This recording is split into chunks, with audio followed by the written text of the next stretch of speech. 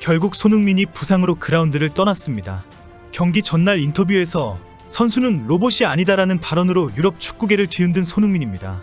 최근 이어지고 있는 선수 혹사에 대해 아주 강하게 비판한 손흥민은 카라바흐전에서 허벅지 쪽 이상으로 후반 26분 교체로 물러났습니다.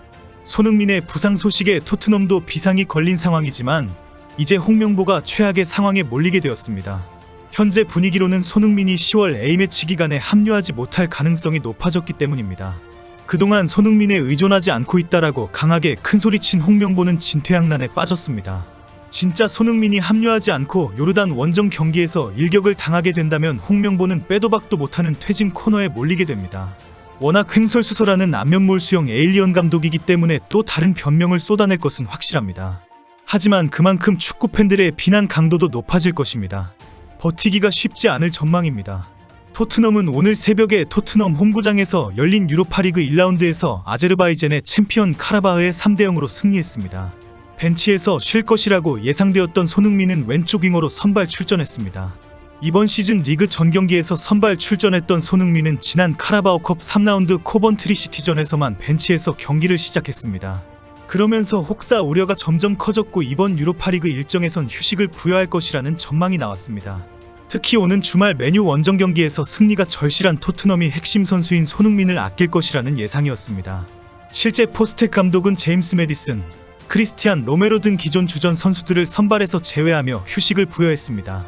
하지만 손흥민은 변함없이 주장 완장을 차고 선발 출전했고 설상가상으로 전반 8분 만에 라두드라구신의 퇴장까지 나오면서 10명이 싸우게 되는 상황에 처했습니다.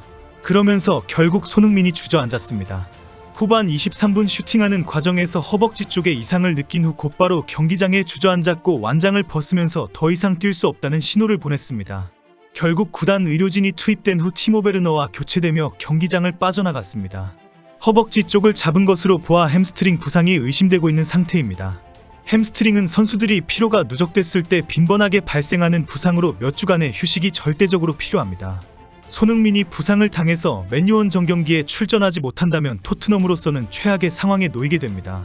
시즌 초반 중위권에 빠져서 허우적거리는 토트넘이 손흥민 없이 맨유원 정경기에서 승리한다는 것이 상당히 어렵기 때문입니다. 영국 공영방송 BBC의 니제르 킨셀라 기자는 솔랑케 골 이후 손흥민은 쓰러져 치료를 받았고 베르너와 교체됐다. 손흥민 표정은 굳어 있었다고 전했습니다. 경기 후 포스텍 감독은 손흥민은 조금 피곤하다고 했다. 아직 손흥민 부상에 대해 의료진과 이야기를 나누지 않았다고 전했습니다.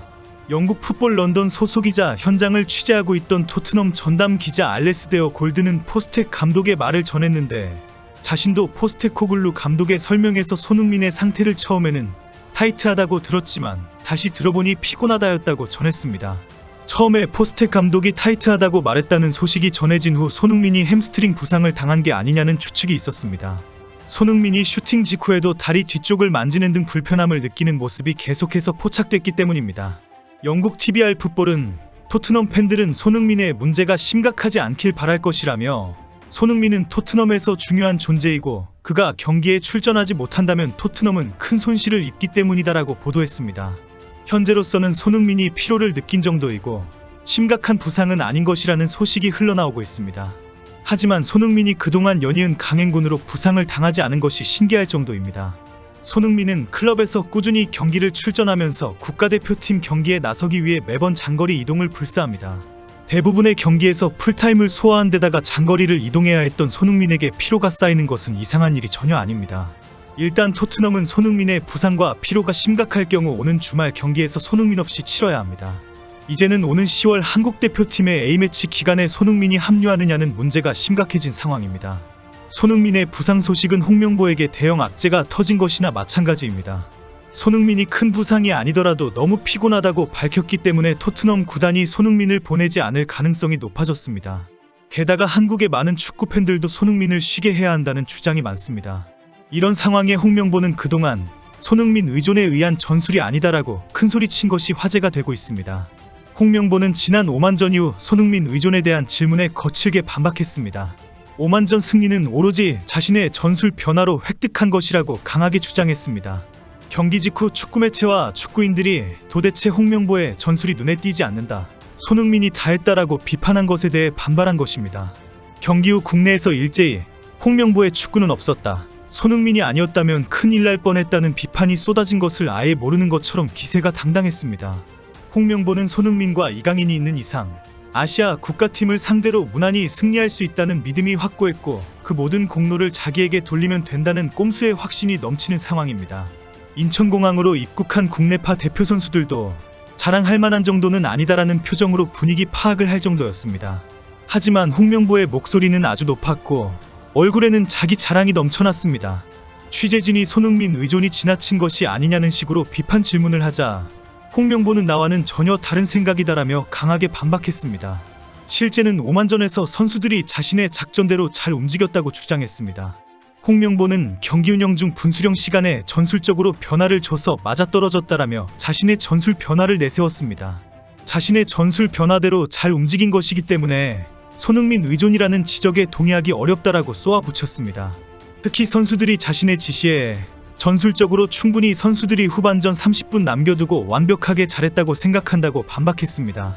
오만전 경기를 지켜보던 이천수는 이겨도 찜찜하다, 손흥민이랑 이강인 두 사람이 다 한 거다, 나도 감탄이 절로 나오더라라고 지적했습니다. 함께 시청한 축구선수 지병주는 조현우가 막아줘, 손흥민이 골 넣어줘, 황희찬이 골 넣어줘, 김민재가 막아줘라고 대답했습니다. 이런 비판에도 불구하고 홍명보는 자화자찬을 하면서 자신의 의도와 전술이 잘 통했다고 자랑했습니다. 경기 후 인터뷰에서 홍명보는 황희찬 선발 카드가 적중했다면서 내가 충분히 예상했다라고 밝혔습니다. 현재 한국 축구대표팀은 팔레스타인, 오만 2연전을 치른 상태입니다. 팔레스타인과의 홈경기는 졸전으로 겨우 0대0 무승부를 했고 오만원전 경기에서 3대0 승리하며 월드컵 예선 첫 승을 거두었습니다. 다음 월드컵 예선 경기는 한국 축구 대표팀에게 수모를 안겨줬던 요르단을 상대로 원정 경기를 치르게 됩니다. 요르단은 지난 아시안컵에서 한국 축구 대표팀을 4강에서 탈락시켰던 팀으로 수모를 갚아야 하는 기회입니다. 하지만 요르단 경기는 원정이기 때문에 결코 쉽지 않을 것으로 우려하고 있습니다. 청문회에서 홍명보는 대표팀의 성적이 좋지 않으면 경질될 수 있다고 말했습니다. 현재는 절대 사퇴할 수 없지만 성적이 부진하면 물러날 수도 있다는 발언을 한 것입니다. 이 발언도 물러나겠다는 약속이 아니라 내가 강한 대표팀으로 만들 수 있다는 큰 소리에서 나온 것입니다. 자진 사퇴하라는 요구에 나의 목표는 대표팀을 강하게 만드는 것이다라며 거부하면서 나온 발언입니다. 한국 축구를 위해 연봉 30억 원을 받고 봉사를 하기로 결단한 홍명보가 손흥민이 없어도 자신의 전술로 충분히 승리를 자신하니 손흥민은 쉬게 해야 합니다. 10월 A매치 기간에 휴식을 주어야 합니다. 공감하시면 좋아요를 눌러주세요.